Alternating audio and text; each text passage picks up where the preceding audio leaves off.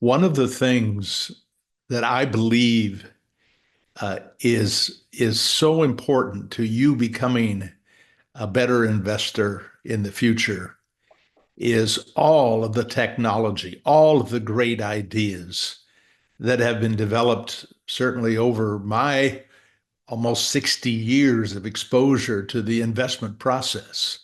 And I have said it over and over again that investing has never been more efficient. There's never been greater diversification possible with small investors or large. There's never been the tax efficiencies that we have today, whether it's because of exchange traded funds or because of Roth IRAs and Roth 401ks. I'm not going to say it's a miracle, but I can tell you this, that what we have today to choose from as a way to invest is 1,000 times better than what I had when I was getting started in the 1960s. And today, Chris and I had the opportunity to sit down with somebody who has been in some ways as cutting edge as far as making things easier and easier for you as what John Bogle did in the mid 70s. I'm sure because so many people are trying to do similar kinds of things that it's not going to be viewed as radical. But what it does is as meaningful. And that is that Brian Barnes, kind of a young guy, starts right almost right out of college to change the world and changing the world he is. And Chris, I would really appreciate because we didn't really in the interview with Brian, we didn't talk about how we use the M1 products or recommend people or urge people or educate people about all those things we're trying to do. But we didn't talk about really why M1 is so important to us. And before we get started with this interview, could you just share a little of that so people who are coming for the first time to this topic will understand why we think it's important? Certainly. This is a follow-up to the M1 Finance podcast and YouTube video you and I did about a month ago, where we mentioned that the CEO, Brian Barnes, was available to us for an interview. And we asked for listener questions, and we've got many of those in this interview. We didn't get to all of them. But in that podcast and YouTube video, we showed how you can use M1 Finance to set up one of our sound investing portfolios simply by using one of the Pi shortcuts that we've created. And there are, as far as I can tell, really no easier ways, I think, as a buy and hold investor to pick a portfolio, to set it up, and then have your contributions automated and automatically nudge you back to the desired allocation that you want. Really, Brian and team at M1 built this for buy and hold investors. And that's what we're advocating. And so M1 is really interesting from that standpoint because we philosophically aligned around the goals and the objectives very early on. And they have an affiliate program, which we openly disclose. There is a certain amount of money that comes back to us if somebody signs up through one of our affiliate links or uses our pies, and we appreciate that. But we also very much want to maintain neutrality and not have a conflict of interest. And I think both you and I would say that as much as it's nice to have some funding come into the foundation, it doesn't color our opinions about M1 or other brokerage firms. It's, I think, a really interesting interview because he talks about that. He talks about why he created it and what the platform offers to a buy and hold investor and why that's important. And I have to ask because it was for me it was great fun to talk with him. Partly because I love stories of young people working hard and working smart and creating things that are likely going to change the world. It makes me wish I, in fact, could be young again. And with what we know today, what a difference one could make. But were there any surprises to you that people should be kind of looking for that? Might get by one if you weren't alerted to something that was pretty important.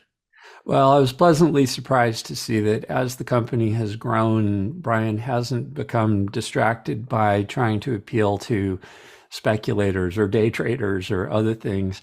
And I was really surprised by the discussion we have about their target date pies and how those can be much more tax efficient in a taxable account. So, somebody interested in pursuing one of the two fund for life strategies that I've advocated in a taxable account, I think would find that part of the conversation really interesting.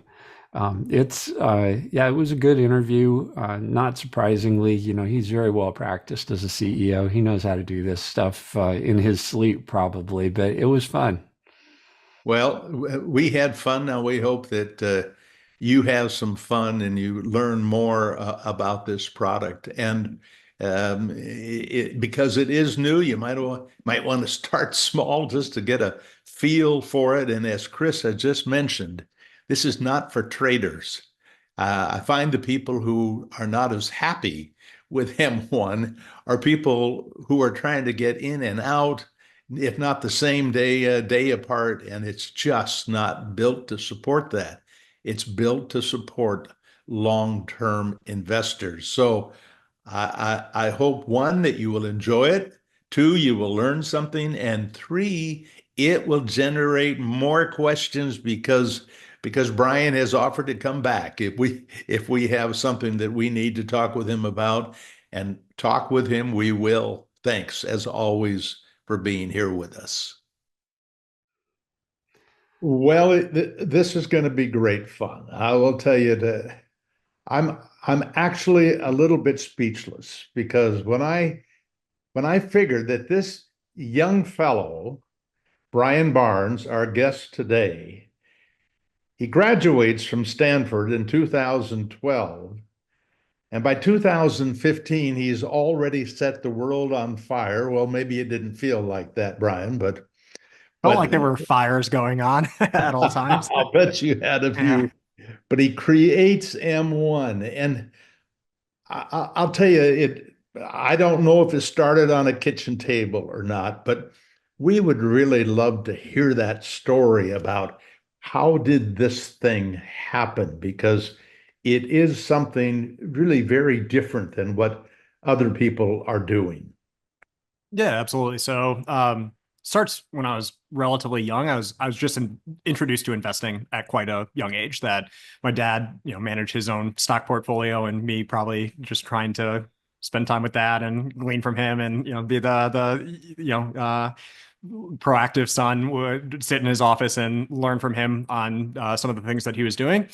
And it always geared towards sort of the value investing mindset of, sort of Graham Dodd, Warren Buffett, of you're trying to find out what a company's worth, you're trying to calculate the intrinsic value, you're buying it at a discount and hoping that that investment compounds over time. So just by virtue of that, I became a personal finance nerd from quite the young age. Did that, middle school, high school, into college. Did a little bit of work prior to starting M1, but really got to a place where I was managing my own money and I was using a trading brokerage to enact what I felt was my investment portfolio. And I had a investment portfolio that I wanted to maintain. I had incremental cash coming with my paycheck every 2 weeks and was really using an Excel document to say, hey, I want to split up my allocation in these percentage fashions, have it funneled down to that, and it really just using an Excel document sort of automated, or it calculated all the trades that I needed to make, but never worked well because there wasn't fractional shares at this period in time. And so M1 was really trying to automate what I had been doing in my personal finance and saying, I want to think of my stocks, my investments more in the portfolio context and visualize it as a percentage of the whole, and really set, make the decisions of how I wanted to invest relatively infrequently and then have software take over and do the mundane things of putting it to work according to my allocation. And so 2015, the online brokerages. There were Robinhood had just announced, the robo advisors had just come onto the scene, and M1 was really trying to say, we can bring the automation of the robo advisors, make it very easy to deploy money, but really have it be customized to your heart's content and say all of your money can go into the exact portfolio that you want. And so it has been 9 years, and we've just been chipping away at both that core issue and then expanding over time. So what I hear in there, Brian, is, and you didn't go into the detail, but I can kind of imagine it. You know, you get a new deposit that's coming in, and you want to maintain your portfolio allocation, and you got to figure out all these different buys and sells, and it's, you know, a little bit of money into this one, a little more into that one because it's gone up or it's gone down, and so effectively, you were trying to automate that, right? You were trying to make it so instead of having to run the Excel spreadsheet, it would just happen for you. Yeah, exactly. And it was trying to allow for doing things that just were really, really tough in the commission brokerage realm. So, someone gets 500, $1,000, every, 2 weeks, month, or whatever that they want to put into their investments. In the commission world, this was at a time when people were charging $10 a trade. So every time you clicked a mouse button, you'd get a $10 trade, which was not the, as a penny pincher, it was not the most fun thing to hit the mouse button. And then the math would never work out all that well. That, the second that you wanted to be diversified across 5, 10, 20 positions, you know, 500 or $1,000 doesn't go into 20 positions all that well. It would have you trying to buy 1.827 shares of something. And so you'd either have to round down or round up. And so it just became a very manual and costly activity to do what I thought was relatively basic, which is own a investment portfolio that I wanted to in the proportion to which I wanted it. And so M1 was really trying to, automate that process and sort of taking the perspective that people do have a perspective. They earn their money, they care about their money, they use commission brokerages to maintain an investment portfolio, they read the Wall Street Journal, they watch CNBC, so they have a perspective of what they think will take place in the world, where they want to invest, how they want to allocate it, their funds. And it was just very, very cumbersome to do it. Not only the processes, but then also just the interfaces felt pretty archaic and outdated at that time. And so it was really trying to say, how can we simplify this, reduce this, make it much more about portfolio management, and then automate the mundane tasks, and let the individual do what's more interesting, which is deciding the investment allocation and doing the research on what they want to own. The partial shares. Obviously, regular mutual funds have been using partial shares as a way to buy or sell for 50, 60, 70 years or more. Uh, that wasn't the case with ETFs. You were early on. In fact, even today, a lot of people do not allow trading of partial shares. What's the deal with the partial shares? How are you able to do that and other people are not? Yeah, so it's when we did it, it was one of these head scratchy things because, as you mentioned, mutual funds did it. And then truthfully, most brokerages were doing it in dividend reinvestment programs. And so, if you had a drip set up on either your entire portfolio, your investment, there's a chance that you would get 0.628 shares of something, upon the dividend rather than the cash outlay. And so we looked at it and said, it's possible. Why don't people allow it? And really what you have to do is you just have to account for it in the background, and someone has to own sort of the residual amount. And so we sort of said, M1, we can own between 0 and 1 share of the entire market. It's not that expensive to do. And what that allows us to do is have sort of, you sum up all the, shares of security A and you get to, an amount 0.5. We hold the extra 0.5 in just our firm name. The it's a weird aspect of it's actually not that difficult to do on the accounting perspective. What it causes is just a massive amounts of transactions. And so, the fact in M1, it doesn't matter whether you have $100 on the platform or 10 million on the platform, you deploy money, it goes to work the same way. And so if someone allocates $200 and they have a portfolio of 30 positions, that could kick off 30 transactions.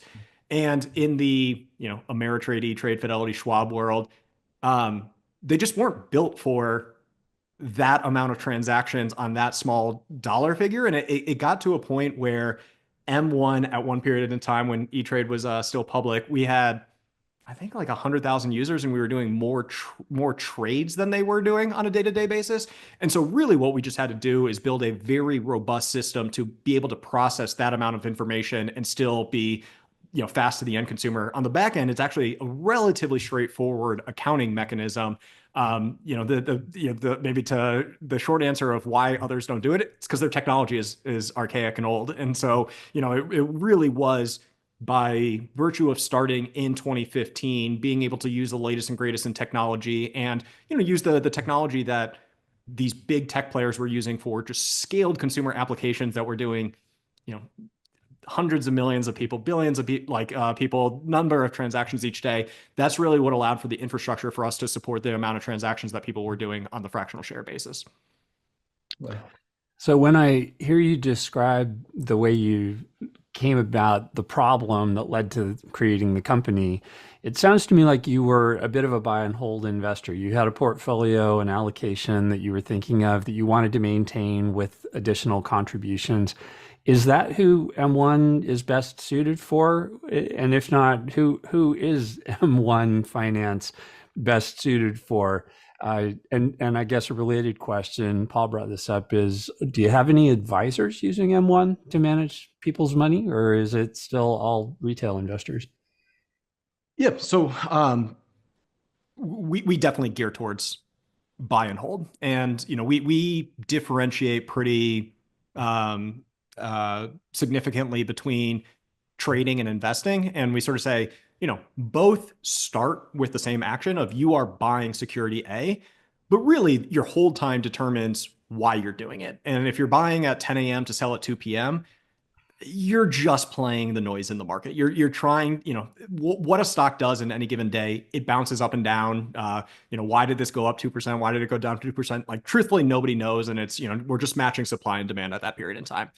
Versus making an investment, what you're trying to do is actually buy ownership in that underlying instrument. And so if it's a individual stock, you are trying to buy ownership in that company. And what you do as an owner is you get rewarded based on how that company performs over periods of time. And so, you move from I want the stock ticker to bounce up and down to I want the company to perform well. And it just, it's a completely different mindset of are you trading or are you investing? And so M1 is, we're truthfully like a terrible trading platform. We trade twice a day and it's really just to deploy your money. And we're trying to say, if you are buying something, you should be holding it for months, years, if not decades. And really, when you sell something 7 years from now, if you bought it Tuesday at 10 a.m. versus Tuesday at 1 p.m., like, it should be completely irrelevant. What really matters is, are you maintaining a investment portfolio of things that you know and understand in a diversified portfolio? Are you keeping costs low? And are you, systematically performing good habits like rebalancing on occasion, systematically adding to things that underperform, and potentially pulling away from things that overperform to maintain your portfolio or asset allocation. And so for us, it's really geared towards the person who says, I'm a long-term investor. I buy things for the underlying ownership rather than the ticker stock price movement. And I'm trying to maintain an investment portfolio and systematically contribute to it over long periods of time. And what I would say is, like, that's very much geared towards our invest product, which is our first product and still our anchor product. But I'd say we carry a lot of the same principles of prudent financial management across our other suite of products, whether that's earn, spend, or borrow. On the financial advisor stuff, we do have a handful of people that use the financial advisors. The predominant use case is direct to retail. We have been pinged all the time to set up the account, and it's on our docket of we have infinitely more good ideas than we can actually get through. And so, it's always in the priority queue, but, we try to figure out when we can attack it. So for me, the advisor question is always a question of when, not if, but it's not something that we're currently working on to support advisors, just given the demand that we have in retail. which which triggers the question, what is higher up the ladder in terms of things that that you'd like to do next in order to meet the greater needs? Yeah, it's a fantastic question. I'll start with where we've come from and what we've built and where that supports. So, we started on the investing perspective and built the automated free portfolio management. We then sort of said we just want to be a general financial institution and say M1 is where you go to manage your money or your finances, and your financial needs are broad. You need to be able to earn and transact money. You need to be able to borrow money. There's like a whole bunch of diverse needs. And we sort of took underlying principles of unearn, how can we help you earn the most and how can we help you, as you have cash, earn the most on your cash. On the invest, it's how can you be allocated to the exact portfolio that you want in exact proportion to what you want as easy as possible. On spend, how can we make that as simple as possible and reward you as much as we possibly can with cash back? Borrow, it's how can we give you the lowest rates and the most flexible terms? And so we, built a lot of these tools just trying to attack the first principles of what is smart financial management across each one of these disciplines. And then we've built, an automation layer so that anytime a dollar comes into the platform, it's just routed towards where it could be best used. So that's, sort of the product set. We then went, 2020 and 2021 was, fintech mania. We raised a lot of money and we really focus on vertical integration. And so in the brokerage realm, that's called self-clearing. And so we built all the infrastructure to support that. And really what that, the end result to the customer shouldn't be much. It should act, very similar, but what it allows us to do is just keep costs incredibly low and allow us to innovate on product a lot faster. So, that was a monumental effort. We built a lot. I went and I purchased a small bank and we're using that bank to support a lot of our different products. And so that was a huge effort in itself. We built the technology there. And so what I'd say is we were using partners to support all of our products. We built all the pipes and plumbing, and we talked about it as moving into our forever home. And so, this is the final, like regulated entities and infrastructure that we'll ever need to build. Now I would say we have the pipes and plumbing, and it really gets to call it like a layer of intelligence built into the platform. And so how can we offer insights and guidance on so that in each vertical very intelligently across the various domains. It, sort of takes the holistic nature into account. And so, you were asking about, do we want to offer it to advisors? I think our ideal scenario is M1 should feel like you have an advisor in your pocket that is your sort of, digital CFO, so to speak. And so that is what is high on the priority list and things that we're chipping away at. Which of course is where we come in terms of us being thrilled with M1, is that we have these portfolios that we are teachers, we are not managers, but we share these portfolios, these pies, as you call them, with people who want to use M1, and that is creating something of a what would be similar to a robo-advised portfolio, but do you consider yourself a robo-advised source? I don't think we meet the like standard definition. And, I think even if we like the robo advisor, there's sort of two components of it. I think we fit very heavily in that robo component of how can you set up instructions and then how can we automate that so you can do relatively complex things with efficiency. How with, 3 button clicks can you do what would take you 12 button clicks every 2 weeks for the next, year. And so we're like the robo and automation component we absolutely fit into. We don't view ourselves as advisors. And so we're not making investment recommendations. We view ourselves very much as we are the tool and the platform to support what you want to do with your money. And what, this like proverbial you or, whatever our client is, to me, like it runs the spectrum of there are people who are not interested in it and don't have the financial education. And so they want someone to tell like them what to do. There's people who are geek out on it so much that they want to, fine tune every single dial and, optimize it down to the penny. And then there are people in between where it's, I want the form of education where this is something that is important to my life. I want to get good at, I want to learn, but I also I want guidance as I do this. I don't want to jump into the deep end immediately. And so, the nice thing is M1 really does work for anybody who falls on that spectrum from the I'm not sure what to do and I just want, an off-the-shelf solution to I want to customize it to my heart's content, or I want a combination of both. And it allows for people to do, what sort of like you do the hard work of providing the education, the resources, the investment recommendations, and really saying, the based on sound fundamental investing principles, how we would recommend someone who has this risk tolerance, this investment objective, this perspective of the world should manage their money. The one place I see in your offering something that does seem to kind of push you a little bit closer to advice is your reference pies, like, for example, your retirement horizon pies. And so I'm curious how you see those as similar or different from, say, a target date fund, because a target date fund, if I was going to invest in it, I would go and find there'd be a prospectus and, a set of documentation on it, describe the allocation, everything, glide path and everything else, where your pies are a little thinner, lighter than that.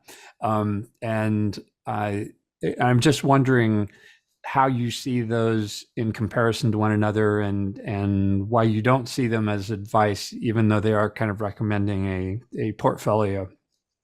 Yeah, so we offer those because we want M1 to be as easy to use from novice to expert. And, there's some people do need guidance or perspective or recommendations. And, the nice thing is ETF portfolios, either in our general investing category or our target date category, are really strong portfolios. It gives you like broad diversification across a bunch of different asset classes allocated to a risk tolerance. And in the retirement style, they get more conservative over time as you approach retirement. And so, for us, it's really just making it as easy as possible to get started, to take an off the shelf solution and contribute. And so that's why we support them and put them in the application. The advice thing is oddly technical in the regulated finance industry, and it really gets to, are we collecting information from you, your age, your investment goals, your perspective, and as a result, recommending a very specific way to invest, either a security or portfolio allocation.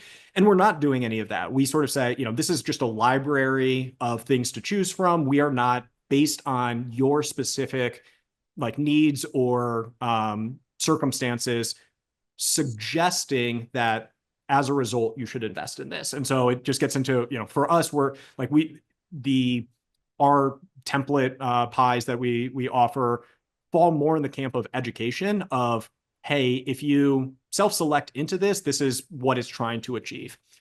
They're truthfully extremely similar to the retirement ones that you mentioned, are extremely similar to target date funds. I think the fantastic instruments, but they're typically mutual funds or not ETFs. They typically have higher fees than just going into the ETFs directly, and then they're harder to manage out if your circumstances change. Where if you want to, hey, during your 20s you're actually a little bit more conservative, and then you realize like, hey, no, I have 40 years to build for retirement, let me get more aggressive. In the target date fund, you actually have to like sell out of it and redeploy in another, versus these you can sort of adjust and adapt and fine tune them over periods of time. And so it makes it easier to adjust and adapt as your circumstances change. And you don't have, truthfully, one of the biggest expenses in investing is just taxes. And so anything that you can do to minimize trading and realizing unrealized gains is just to your benefit. And so by having direct ownership of the underlying ETFs, we just think it's a better mechanism than owning a big slug through either a mutual fund or ETF that does that allocation. you've made me aware of something really interesting here, but I want to peel the onion on it so that I understand it.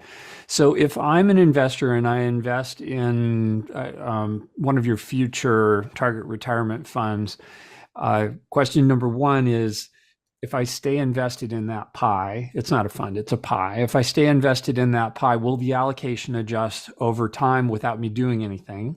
That's question number one. And then question number two is, okay, let's say my circumstances change as you described, and I decide that I don't need to be as conservative as the glide path that is defaulted has in there. And so I'm going to sell some of the bonds and I'm going to buy some of the equities and I change the pie. Does that step me off the path so that I no longer get automatic adjustments? Yeah. So whatever you set as your pie, your portfolio, is the target that we as M1 try to implement anytime we get additional cash. And so, if it's 50% security A, 50% security B, anytime we get additional cash, we try to do what is most effective to bring you back to that 50-50. So if it's, if you buy it and it's 50-50 and then it changes to 60-40, we put more money in that 40 to get it back to 50-50 and then start adding 50-50 over time. So that's what we call dynamic rebalancing. And what we're trying to say is, there is a portfolio allocation. Anytime money comes in, we're just trying to bring you towards that target allocation. With the target date funds, they do update over time. And so with regularity, they do become a little bit more conservative as you approach the retirement age. And, that is typically shifting from low cap to, a large cap and just getting to, on a risk adjusted return basis, trying to be a little bit more conservative. And so, if you just bought into that target date fund, and let it ride and dividends were reinvested, it would sort of move with the updated portfolio allocation. That always serves as your target, but someone can go in and sort of manually override that. So we don't lock you in. And I think this is where we do differ from a target date mutual fund of, if you said, no, I'm not, for whatever reason, I'm like more bearish than what M1 has, had for international stocks, and I want to pull out of that. You can do that. You can go sell the individual security. You can go buy another, and but the portfolio allocation would remain the same. And so then, if you pulled from one, it would put you underweight, and so we would automatically try to add to that underweight allocation. And so we would always be trying to push you towards the target allocation. The way that you change it more meaningfully over time is you just adjust your allocation. So, really whatever you tell us at any given time, whatever your pie allocation is, we're just going to try to implement that until you tell us differently is maybe the shorter way to say it. Yeah. Okay. So what I hear then is, if I invest in one of your target retirement windows out there, I will experience the glide path until I change my allocation, change my pie.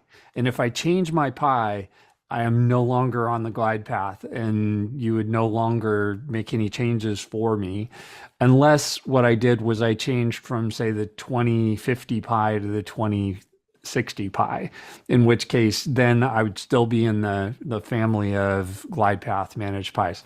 Cool. You can shift whatever glide path you want to be on, but Right. once you sort of take control or take reins and say, hey, I want to adjust the allocations, we're not going to touch it. We're just going to let you do what you want to do with your funds over time. And so there is an aspect of, there are some that we adjust with regularity to match what we are trying to achieve in that expert pie or that allocation. And just to finish this out, then the way you're different from a target date fund, and I hadn't appreciated this until now, it's very interesting, is that if I were to switch my pie from, say, the 2025 to the 2030 or something like that, that's going to trigger fractional sales and purchases. It's not going to sell the whole fund and buy a whole new fund, which is what I'd have with target date funds. That's really interesting. Thank you. Yeah. Yeah. Cool. No. And I think the benefit of that cannot be understated or overstated. I don't know. Overstated. But yeah, overstated. Because investments over time, you're sort of the house, they typically appreciate over time. So, you invest for any length of time. It's actually like harder to lose money if you're a long-term investor and you put money in various things. So if you've invested in any period in time, the likely scenario is you have a lot of unrealized gains. And so, people like I used to freak out about the $5 commission, $10 commission, but really the more expensive thing is selling a security and having the tax consequences associated with that. And so anything that you can do to minimize the sale of security where you have unrealized gains, you're basically just like, you know, as opposed to handing the money over to the government, you're getting returns on that money until you sell it. So, there's a benefit of just like riding it out. And it's one of the many reasons that we're anti-trading of, uh, you know, one, we think it's just impossible to know with certainty what stocks are going to do on a short-term basis, but then it's just very tax inefficient, and taxes very quickly become your largest investment expense. And so, keeping trading low just keeps your expenses low. So we do need to disclose, Brian, that we have a relationship with M1. When people come through our site, our link, and they come to M1 and they eventually open up an account, and I don't remember the details, but we get some relatively small amount of money one time. And so that has been a marketing program that you have used to help have people help you reach new markets. When we started doing that, I was thinking in terms of people who would put $1,000 or 2,000 or maybe 5,000. But the first time that somebody called and said, I'm thinking about putting $1 million there, I kind of had to gulp because I wasn't thinking that way. I'm sure you liked if we thought that way, but I just thought this was because you've set this up so that the smallest investor can use your services. But the question does come up about the security of the investments that people have there. What is the risk other than the ups and downs of the portfolio? But what are the legitimate risks of having money with M1? Yep. So, I appreciate you referring that $1 million account. Send them our way, and I'll answer the question. But I do think we have many six, seven, we even have eight-figure accounts on the platform, and so I do think there's this, um, you know, belief that because we're a fintech platform, we're for the ultra novice or small dollar figures. We have many people who are built up very sizable sums and have their entire life savings on the platform. So, and M1 manages a little over $10 billion. And so we're a fairly substantive financial institution at this point. Man, I would absolutely love to say zero risk whatsoever, but compliance would I would get slapped on the wrist for that. To me, I don't think that there's any more risk than investing with a larger financial institution. One, we are a mid-sized financial institution with over 10 billion on the platform. We've raised a lot of money and we're well capitalized. So, from a just business perspective and financial perspective, we have financial strength.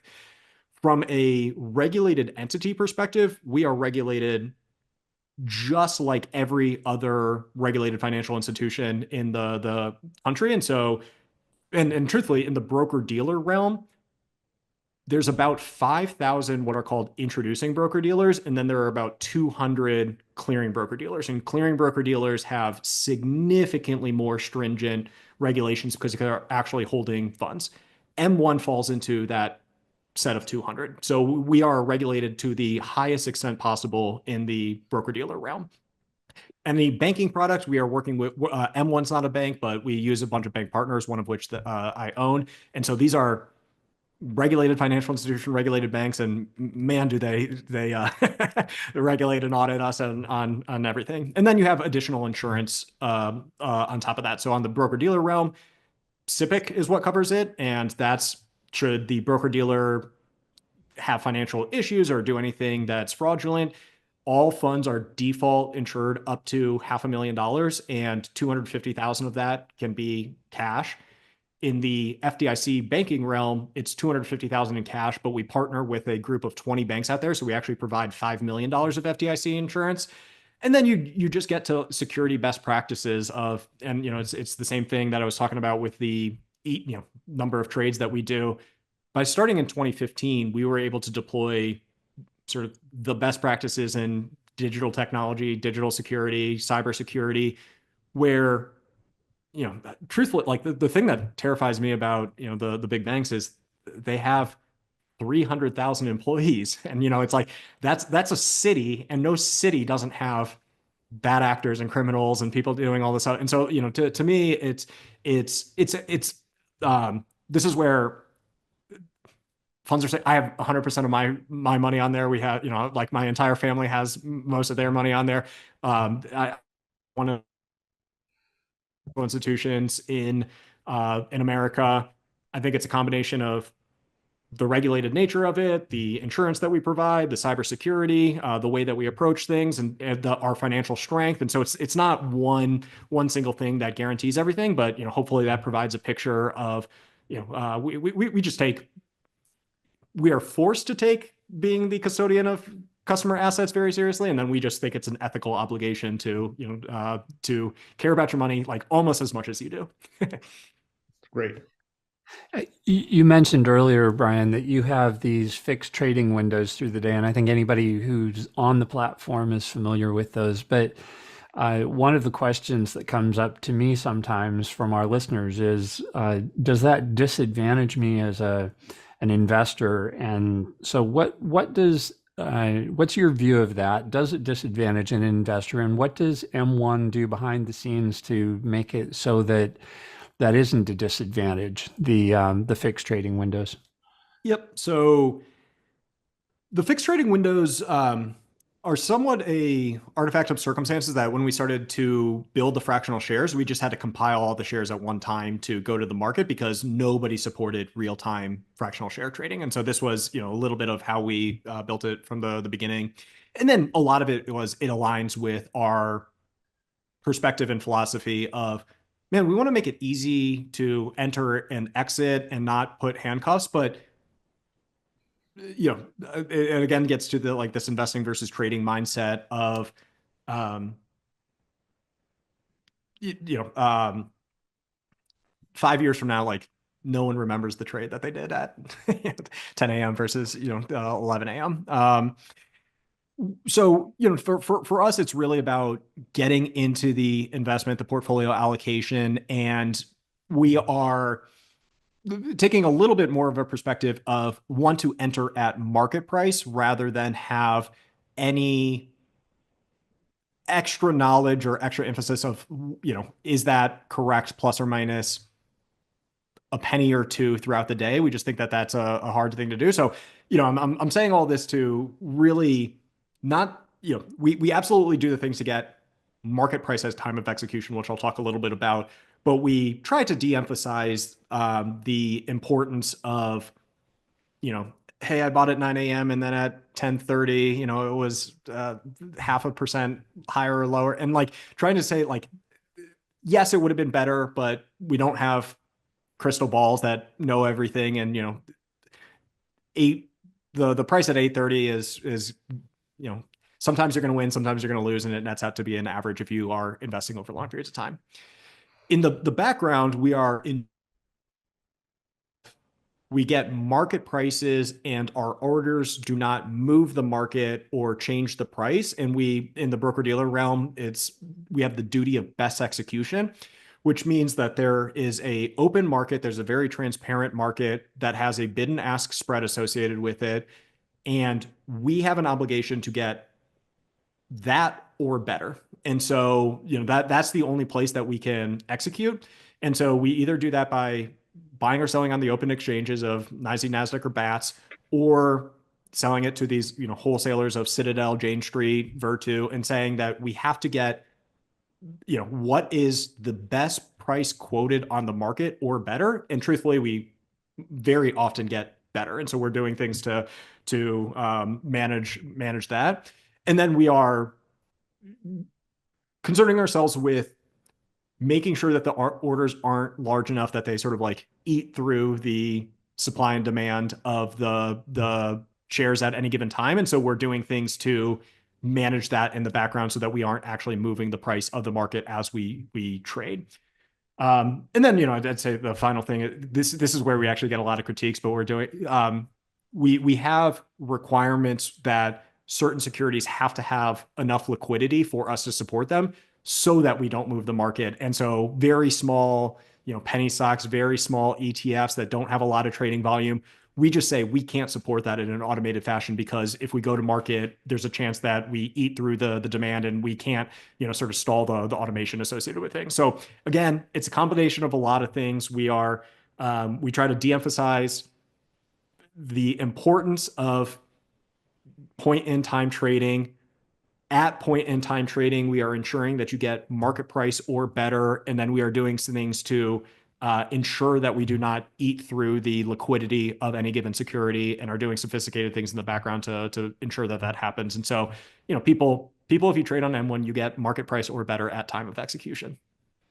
You didn't say it in your answer, but Paul's probably familiar with this. If you take a retail investor and you ask them to go trade in or out of any equity in real time, there's a lot of emotion, right? It's going up. No, it's going down. It's, should I do a limit order? Do I do a market order? Oh man, I lost all this money because I didn't do my transaction an hour ago. And I think one of the nice things about the approach that you take is that all of those questions go away. And I think most of the academic data says that it was a waste of time anyway, right? People can't time the market. There's a huge benefit to just removing the emotion from the transaction. Yeah. 100%. I am the personal finance nerd. I geek out on all the literature and academic, and so totally agree. All the literature would say, but for like three giant firms that deploy billions of dollars, like trading is an unprofitable business. Like unless you're like Renaissance Technology or Citadel, like those are the two people that should be trading more frequently and making money by it. I also think of it as what would I describe to my sister who's as smart as I am, but just not as interested in finance. And there's no part of me that would say you should trade more. It would be like if you're buying and selling, like you shouldn't own it to begin with. There does need to be an understanding of what you own, why you own it, relative value. I do think that's important. This is not to say you shouldn't ever enter or exit investments, but it's you know, no part of your decision should be because it went up or down on a Thursday. Like that should be, not the relevant part of your investment decision. You should be thinking of relative to how I think this is going to do over the next several years. Is this something that I want to have an ownership stake in or not? And since you know all of the shares that need to be bought or sold at this particular moment in time, I don't know that I heard you address the idea of crossing orders. Is that just naturally happen, or how do you deal with that if you have that ability to cross? You're asking a great question. This is regulation that has changed that has made it significantly more difficult to cross shares. Oh, And so, yeah, we would love to, it's called like internalize the order flow and match them and do it at the midpoint, and it would be to the benefit of all of our customers. This is one of the areas where it would be like nearly impossible to do without running afoul of regulations. And so oh. we end up sending it out, and oftentimes we send it to, a market maker that they cross it and make the money, and we could have given that back to the customer. And so different regulations have some unintended consequences of not anticipating this sort of bulk ordering and being able to internalize the flow across various people. I don't think that we've asked you to briefly talk about you did mention that you are in many different markets supporting people, but you have a money market rate that is competitive with most all of the ads that we see on the internet. Are you allowed to say, for example, what you are paying now, or is there a problem with that? Nope. We are paying 4.5% right now. And, we were paying 5% until the Fed lowered interest rates. And so we do try to always be top of market, but it's indexed to whatever the effective federal funds rate is, which is the overnight rate that the Fed sets. And leverage for margin.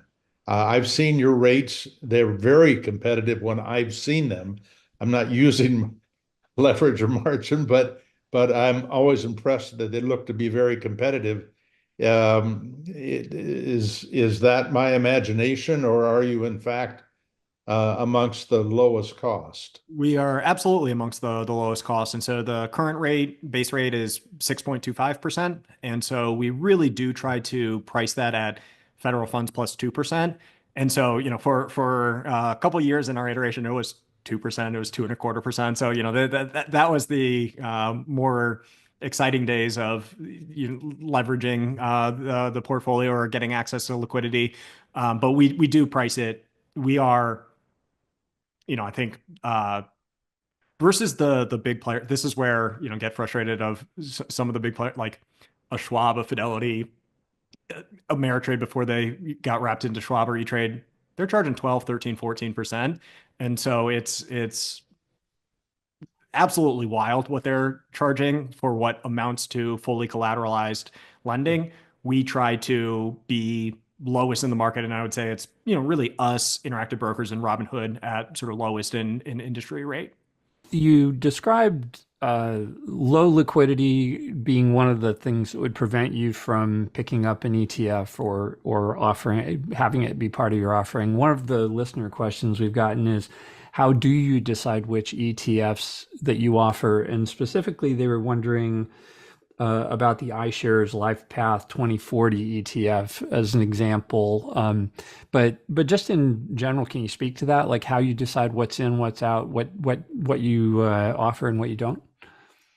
Yeah, the largest factor by far is what is the trading volume on a day-to-day basis. And we both look at aggregate, rolling history, and then sort of like how it spikes on a day-to-day basis.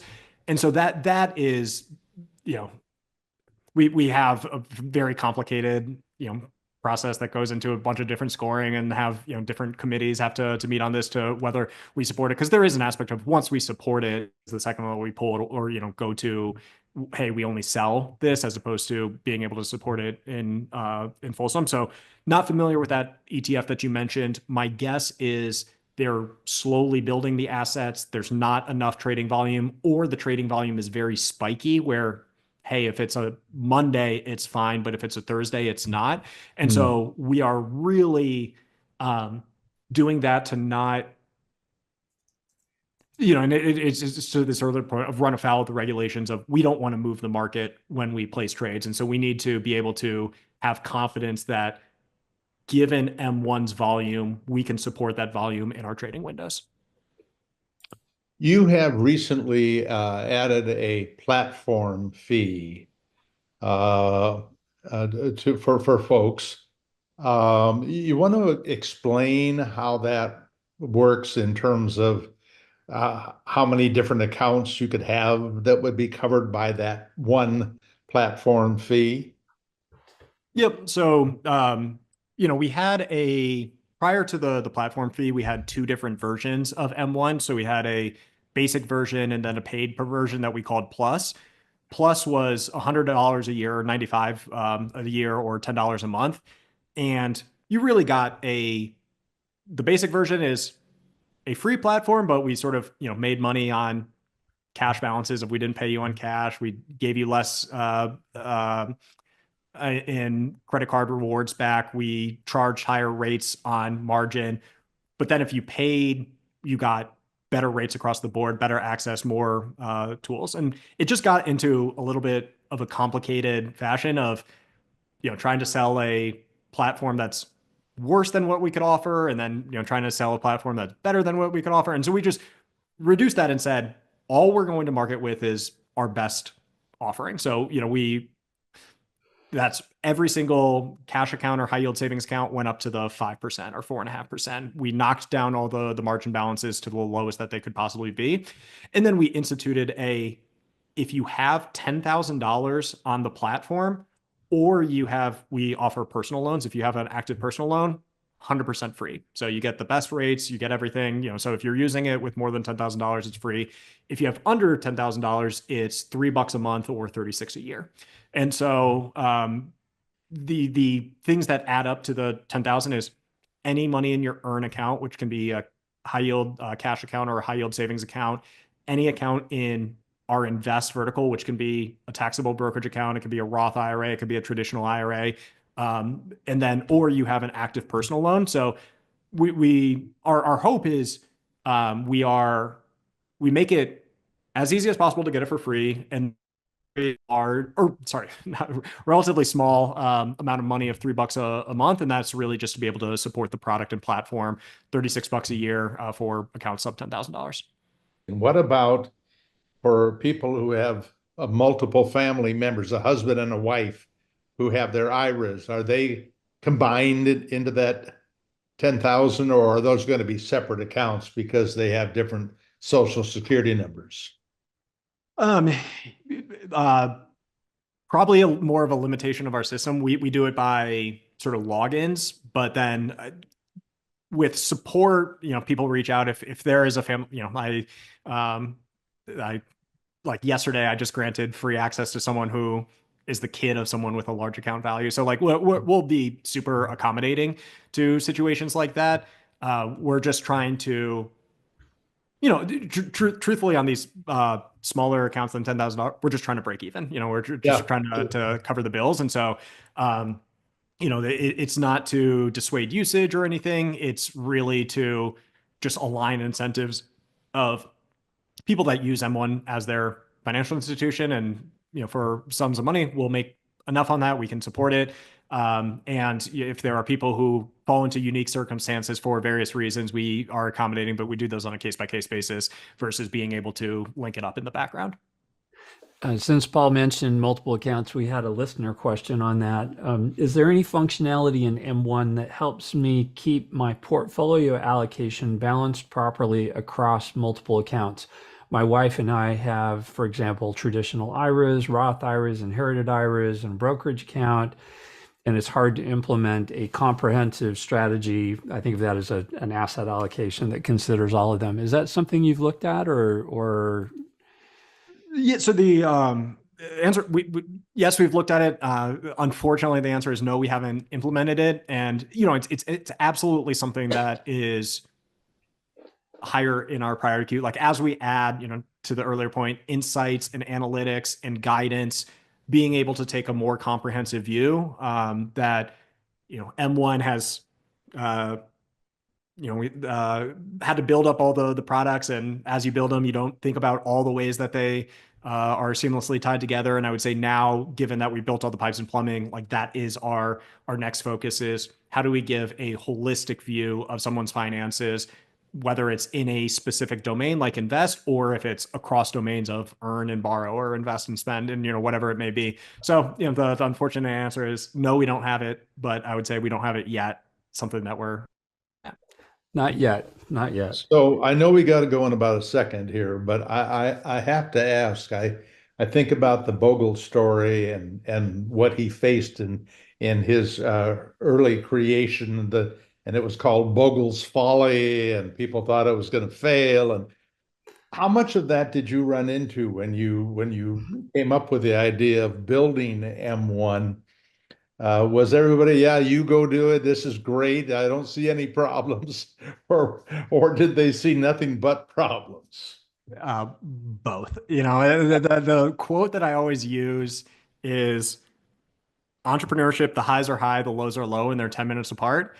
And it is, there are times where, like, especially in the early days, it's, oh man, we're going to take over this, financial industry. We're unstoppable. And then 2 seconds later, something happens and it's, why did I leave my job? Like, I'm an idiot. This thing's going to zero. And so like, there is a, uh, like you're when you start, you're just so tiny that you get whipped back and forth so quickly. I think now that we've gotten a little bit larger, more heft, more substance, and have more predictability associated with it, it gets a little bit more tempered. I still have, sort of this Dr. Jekyll, Mr. Hyde, perspective at times with how things are going. But no, we there are people who are, I think, see the future and really take the perspective of, man, personal finance is not solved. This is something that the tools today can be way better than the tools 10 years ago. The tools 10 years from now are going to be way better than what we're experiencing now. And so someone has to build towards that. And, someone with perspective and vision and energy to do that, like that's the only way that it's going to happen. And then there are a lot of people who are like, good luck taking on giants, and then there's a truth to that of Schwab's and Fidelity's budgets are 100x, 1000x us. And you do run into a scenario where people would rather use a subpar platform or get subpar rates because they get like the trusted brand name of Chase attached to it. And we have to, that's just like the practical reality that we're in. So it's yes, all of the above. We get enthusiasts, we get detractors. Was in the early days, we get it now, and just something that we have to. Our goal is to set high expectations and then even try to beat those. That's great. Good luck to you, Brian. We've really enjoyed working with your organization, and I think you've got something really good going on, and we're anxious to see what comes next. Chris, Amazing. No, thank you for all your support, and yeah, super you're fantastic welcome. to talk. Is there anything else we should have asked you about, Brian? Anything else you want to tell us? Oh, do you have a sister or brother that are starting a new company somewhere we should know about? No, I need to encourage him to. If I would bring him into M1 to start some things internally. No, I think we covered a lot. Like to me, I think we've built an incredible amount. I think we have a very strong platform. I am extremely excited about the things that we're working on now, and I think that M1 will only continue to get better. And so, hopefully, you guys are get excited about what we ship. Your users are excited about what we ship, and excited about where M1 goes from here on out. This has Thank been you. really helpful. Thank you very much for spending the time, Brian. Absolutely. Thanks so much.